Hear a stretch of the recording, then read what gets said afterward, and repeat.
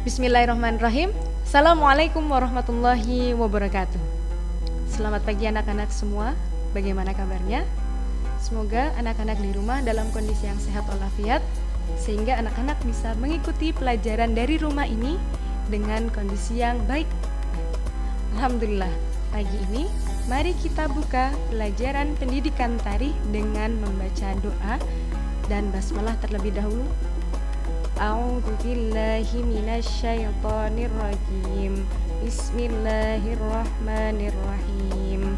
Rabbi zidni ilma warzuqni fahma. Amin. Baik anak-anak, pada kesempatan sebelumnya kita sudah belajar secara online ya tentang perjuangan dakwah Nabi Muhammad SAW periode Mekah. Ada beberapa hal. Yang pertama yang akan kita singgung ya, sekilas, yakni tentang hijrah ke Habasyah, tahun berduka cita, dan Baitul Aqobah. Nah, Bu Rizky akan menyinggung sedikit, kita mengulas lagi tentang tahun berduka cita, yakni pada tahun tersebut Rasulullah SAW kehilangan dua sosok orang yang sangat beliau cintai dan sangat berpengaruh dalam dakwah Rasulullah. Yakni, ada yang masih ingat siapa? Ya, beliau adalah paman Nabi Muhammad SAW yang bernama Abu Thalib, juga istri Nabi Muhammad SAW yang bernama Siti Khadijah binti Khuwailid. Nah, beliau ini wafat di tahun yang sama, sehingga pada tahun tersebut Rasulullah SAW kehilangan sosok pendukung yang sangat beliau cintai. Dan dan yang selanjutnya yakni adalah Baitul Aqobah. Apa itu Baitul Aqobah? Ada yang masih ingat? Baitul Aqobah adalah sumpah yang dilakukan oleh Rasulullah SAW kepada para mu'alaf yang berasal dari bangsa Yatsrib. Nah, sekarang kita lanjut lagi ke tema selanjutnya, yakni tentang perjuangan Rasulullah atau Nabi Muhammad SAW periode Madinah. Nah, pada materi ini kita akan membahas tentang tiga hal tersebut, yakni tentang masyarakat Yatsrib pra-Islam. Bagaimana sih kondisi masyarakat Yatsrib sebelum Islam datang? Yang kedua yakni prosesi hijrah Nabi Muhammad SAW ke Madinah atau ke Yatsrib. Dan yang ketiga adalah pembangunan Masjid Nabawi. Jadi dari materi ini, dari kesempatan ini diharapkan anak-anak bisa memahami tentang kondisi masyarakat Yatsrib sebelum Islam datang, juga prosesi bagaimana Rasulullah SAW melakukan perjalanan ke Madinah, juga bagaimana Rasulullah SAW membangun Masjid Nabawi. Seperti itu. Ya, semoga kita bisa mengikuti pelajaran ini dengan baik sampai akhir nanti. Oke? Selanjutnya kita masuk ke subbab masyarakat Yatsrib pra-Islam atau kondisi masyarakat Yatsrib sebelum Islam datang. Jadi anak-anak perlu kita ketahui bahwa masyarakat Yatsrib ini terbagi menjadi dua kelompok besar. Yang pertama adalah kelompok Yahudi dan yang kedua adalah kelompok Arab. Kelompok Yahudi sendiri masih terbagi menjadi dua suku besar dan suku kecil. Nah, bisa dilihat di slide-nya. Suku besar yakni terbagi menjadi beberapa bani. Ada Bani Hunayuqa, Bani Quraidah, Bani Nadir, dan Bani Ghatfan. Sedangkan suku kecil dari kelompok Yahudi ini ada Bani Ikrimah, Bani Mahmar, Bani Zu'ara, Bani Syahziyah, Bani Jusham, Bani Bahdal, Bani Auf, dan Bani Sa'labah. Kemudian kelompok yang kedua yakni ada dari kelompok Arab. Kelompok Arab sendiri terdiri dari Bani Aus, Bani Khazraj, Bani Najjar, dan Bani Najran.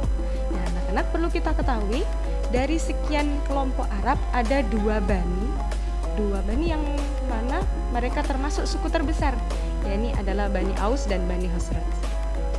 Perlu kita ketahui juga dalam kehidupan mereka penuh dengan konflik politik, sehingga Bani Aus dan Bani Khazraj ini sering terjadi peperangan di antaranya. Dan perang yang terkenal itu adalah perang Bu'ats yang terjadi 5 tahun sebelum Nabi Muhammad hijrah. Jadi mungkin sekitar tahun ke-8 kenabian Nabi, seperti itu. Nah, kita lanjut ke sebab selanjutnya, yakni tentang prosesi hijrah Nabi Muhammad SAW ke Madinah. Prosesi hijrah Nabi Muhammad SAW ke Madinah dilakukan pada tanggal 26 Safar tahun ke-14 dari kenabiannya. Kita ketahui sendiri bahwa Nabi Muhammad SAW menjalankan dakwahnya di Mekah selama 13 tahun. Dengan demikian tahun ke-14-nya beliau mulai melakukan prosesi hijrahnya ke Madinah. Nah, pada saat itu anak-anak perlu kita ketahui bahwa kaum kafir Quraisy sedang melakukan sebuah sidang istimewa. Wah, keren ya, mereka melakukan sebuah sidang istimewa. Apa sih yang menyebabkan mereka melakukan sidang istimewa itu? Nah, salah satu penyebabnya adalah karena kaum kafir Quraisy mereka khawatir kalau Nabi Muhammad SAW berhasil menyebarkan agama Islam ke penjuru dunia. Dan kekhawatiran tersebut menyebabkan mereka berkumpul dan mencetuskan satu keputusan yang sangat menakutkan. Apa itu keputusannya? Keputusannya yakni mereka berencana untuk membunuh Nabi Muhammad SAW. Ya. Tapi atas izin Allah, malaikat Jibril pada saat itu memberitahu kepada Nabi Muhammad SAW. Dan pada saat itu pula Nabi Muhammad memberi kabar kepada Abu Bakar sehingga mereka langsung merencanakan strategi hijrah, mulai dari di mana mereka akan bersembunyi, tempat mana yang akan disinggahi pertama kali, sampai ke bagaimana cara mereka menghindari kejaran-kejaran para kafir Quraisy. Hingga pada saat itu ketika malam sudah tiba, kaum kafir Quraisy mereka sudah siap siaga untuk mengepung rumah Rasulullah. Nah, strategi pertama yang telah direncanakan oleh Rasulullah pun dilaksanakan. Apa itu strateginya? Ya, strategi pertama yakni Rasulullah SAW meminta bantuan Ali bin Abi Thalib untuk menggantikan posisi tidur Rasulullah SAW pada malam itu. Dan anak-anak perlu ketahui bahwa pada saat itu Ali bin Abi Thalib masih berumur 22 tahun. Masih terbilang sangat muda ya. Tapi pada saat itu Ali bin Abi Thalib tidak menolak permintaan Rasulullah. Ali bin Abi Thalib tidak takut, meskipun Ali bin Abi Thalib harus mengorbankan nyawanya seperti itu ya. Jadi beliau tidak takut mati demi membela Rasulullah. Nah, ketika Ali bin Abi Thalib sudah terbaring di tempat tidur Rasulullah pun bergegas keluar mencari jalan keluarnya. Namun apa yang terjadi? Ketika Rasulullah SAW keluar dari rumah tersebut, ternyata Rasulullah sudah bertemu dengan pemimpin kafir Quraisy yang siap membunuh Rasulullah. Nah, namun apa yang terjadi? Rasulullah mengambil debu, kemudian menaburkan debu tersebut di atas kepala mereka. Atas izin Allah juga, kafir Quraisy tersebut tidak bisa melihat kondisi Nabi Muhammad. Nabi Muhammad membaca Quran surat Yasin ayat 9 yang berbunyi, وَجَعَلْنَا مِنْ بَيْنِ أَيْدِيهِمْ سَدًّا وَمِنْ خَلْفِهِمْ سَدًّا وَأَغْشَيْنَاهُمْ فَهُمْ لَا يُبْصِرُونَ, yang artinya, dan telah kami jadikan di depan mereka penghalang dan di belakang mereka penghalang juga, dan kami telah menutup mata mereka sehingga mereka tidak dapat melihat. Tentunya semuanya terjadi atas izin Allah. Dan apa yang terjadi? Para kafir Quraisy tadi yang terkena debu, semburan debu dari Rasulullah, mereka terlelap, mereka mengantuk sehingga mereka tidak jadi mengejar Rasulullah SAW. Nah, setelah itu, malam itu juga Rasulullah SAW berjalan ke rumah Abu Bakar dan menuju ke Gua Sur. Pada saat itu, Abu Bakar berpikir, wahai Rasulullah, sepertinya tidak mungkin kalau kafir Quraisy nanti tidak akan mengejar kita. Tentunya kafir Quraisy nanti mereka punya rencana untuk mengejar Rasulullah dan Abu Bakar tentunya. Nah, strategi kedua pun dilakukan, yakni Rasulullah dan Abu Bakar memilih jalan lain. Harusnya ketika perjalanan dari Mekah ke Yatsrib itu mereka harus mengambil ke jalur utara, tetapi Rasulullah dan Abu Bakar mengambil jalur selatan. Nah, otomatis mereka putar ya, memutari arah. Dan konsekuensinya adalah perjalanan yang akan dilakukan oleh Rasulullah dan para sahabatnya pun akan semakin lama. Seperti itu. Nah, kemudian Rasulullah Shallallahu Alaihi Wasallam dan Abu Bakar As-Siddiq bersembunyi di gua selama 3 malam. Mereka bersembunyi di gua selama 3 malam. Apakah kafir Quraisy tidak menemukan mereka? Nah, ini ya, sebuah keajaiban yang Allah berikan kepada Nabi Muhammad dan Abu Bakar. Ketika mereka berada di gua selama 3 malam, kafir Quraisy tidak pernah menemukan posisi mereka. Dari mana? Kok bisa sih kafir Quraisy tidak bisa menemukan posisi mereka? Jadi ketika Rasulullah Shallallahu Alaihi Wasallam dan Abu Bakar berada di dalam gua, kemudian pernah juga pada saat itu ketika kaum kafir Quraisy melewati gua tersebut, posisi Rasulullah dan Abu Bakar sedang tertidur pulas. Jadi tidak ada tanda-tanda.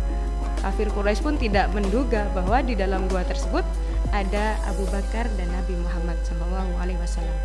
Pernah juga ketika kaum kafir sudah mulai gencar, sudah mulai nekat untuk mencari mereka, untuk mencari Nabi Muhammad dan Abu Bakar, mereka hampir saja menemukan Nabi Muhammad dan Abu Bakar di gua, tetapi atas izin Allah lagi, Allah menutup mulut gua dengan jaring laba-laba dan merpati-merpati, sehingga lagi-lagi kaum kafir Quraisy tidak bisa menemukan mereka. Masya Allah ya, tentunya itu semua atas izin Allah.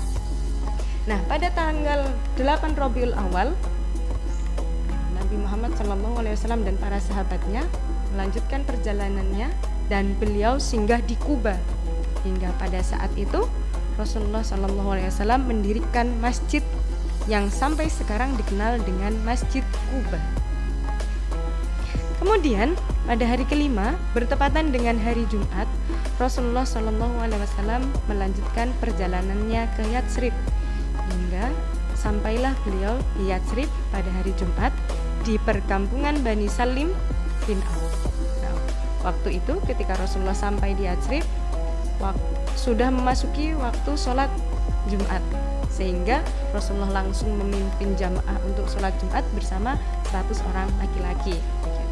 Dan pada saat itu kota Yatsrib dikenal dengan kota Madinatul Munawwarah atau Madinatul Rasul, yang artinya kota Rasulullah Sallallahu Alaihi Wasallam. Begitu. Jadi anak-anak perlu kita garis bawahi bahwa Yatsrib dan Madinah adalah kota yang sama. Yatsrib adalah nama kota Madinah sebelum Nabi Muhammad SAW hijrah, sedangkan Madinah adalah nama kota Yatsrib ketika Nabi Muhammad SAW sudah melakukan hijrah. Seperti itu. Baik. Sebab selanjutnya yakni adalah pembangunan Masjid Nabawi. Ketika pertama kali Nabi Muhammad SAW menginjakkan kaki di Madinah, Rasulullah singgah ke sebuah kampung di sebuah perkampungan Bani Najjar ya, pada tanggal 12 Rabiul Awal. Langkah pertama yang dilakukan oleh Rasulullah SAW adalah membangun masjid, karena masjid nanti akan memiliki banyak sekali fungsi dan dianggap sangat bermanfaat untuk perkembangan Islam di masa yang akan datang. Ketika masjid sudah berdiri dalam waktu 12 hari, Rasulullah SAW memerintahkan Bilal bin Rabbah untuk mengumandangkan azan yang pertama kalinya. Dengan demikian, sudah resmi ya, ketika masjid sudah berdiri, sudah dikumandangkan azan, maka Rasulullah SAW menambahkan beberapa hal yang akan beliau lakukan, yakni beliau juga mempersaudarakan kaum Ansor dan kaum Muhajirin. Apa itu kaum Ansor? Apa itu kaum Muhajirin? Ya, jadi kaum Ansor adalah kaum Muslim yang berasal dari kota Madinah. Ansor yang artinya adalah penolong. Kaum muslim di situ dianggap sebagai penolong kaum muhajirin. Nah, sedangkan apa itu muhajirin? Muhajirin adalah orang-orang muslim yang berasal dari Mekah. Muhajirin yang artinya dalam bahasa Arab bisa kita artikan dalam bahasa Indonesia, ya ini orang-orang yang berhijrah. Jadi muhajirin adalah orang-orang Islam yang berasal dari Mekah, seperti itu. Nah, selanjutnya ada fungsi-fungsi Masjid Nabawi. Jadi Masjid Nabawi ini tidak hanya digunakan sebagai beribadah saja, tapi ada banyak sekali fungsi yang dimanfaatkan oleh Rasulullah. Nah, ini yang pertama adalah penampungan wanita yang baru masuk Islam dan wanita tersebut tidak memiliki tempat tinggal. Maka Rasulullah pun mengizinkan wanita yang baru masuk Islam tadi untuk tinggal di masjid. Yang kedua, yakni penampungan kaum muhajirin yang lemah dan miskin. Jadi bagi kaum muhajirin yang lemah, yang miskin dan tidak memiliki tempat tinggal, maka beliau diberikan keleluasaan, diberikan izin untuk tinggal di Masjid Nabawi. Kemudian yang ketiga, sebagai pusat dakwah Rasulullah SAW dalam menyebarkan Islam. Selanjutnya tempat pengajaran agama, ya. Jadi dakwah.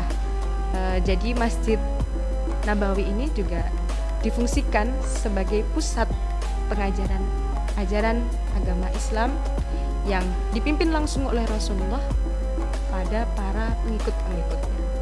Kemudian yang kelima, Masjid Nabawi juga difungsikan sebagai pos kesehatan dan pos pemberangkatan pasukan muslim ketika akan mengadakan sebuah perang, ya. Jadi tidak hanya pusat pembelajaran saja, tapi pusat kekuatan dari sebuah peperangan, ya, itu juga bisa dimulai dari Masjid Nabawi. Kemudian yang keenam, yakni tempat pertemuan antara pemimpin kaum muslim dan kaum muslim sendiri. Jadi ketika kaum muslim yang ada di Madinah ingin berjumpa dengan pemimpin-pemimpinnya, maka kaum muslim tersebut bisa datang ke Masjid Nabawi untuk menyampaikan beberapa hal yang ingin mereka sampaikan, seperti itu. Nah, anak-anak, mungkin demikian ya materi kita hari ini tentang awal mula dari perjuangan Rasulullah SAW di periode Madinah. Selanjutnya kita akan membahas materi-materi yang tak kalah lebih menarik lagi tentang Piagam Madinah. Nanti ada teror Quraisy dan sebagainya. Semoga anak-anak dalam kondisi yang sehat terus, sehingga kita bisa mengikuti materi ini hingga akhir nanti.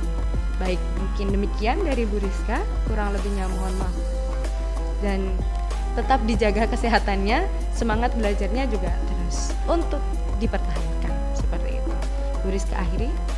Nasrun minallah wa fathun qarib. Wassalamualaikum warahmatullahi wabarakatuh.